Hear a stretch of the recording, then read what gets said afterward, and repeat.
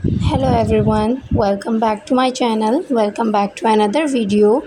Today in this video we are going to grow capsicum plant.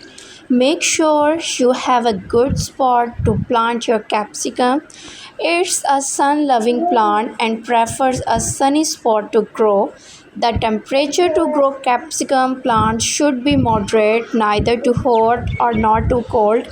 So pick a sunny spot with partial shade. Capsicum seeds germinates well when the temperature ranges between 18 to 35 degrees centigrade. Plant in a sunny spot that receives 4 to 5 hours of direct sunlight. Keep a plant to plant distance of 12 to 15 inches. The ideal time to grow capsicum in North Pakistan is around summers. If you like this video, don't forget to subscribe my channel for more updates. Thanks for watching.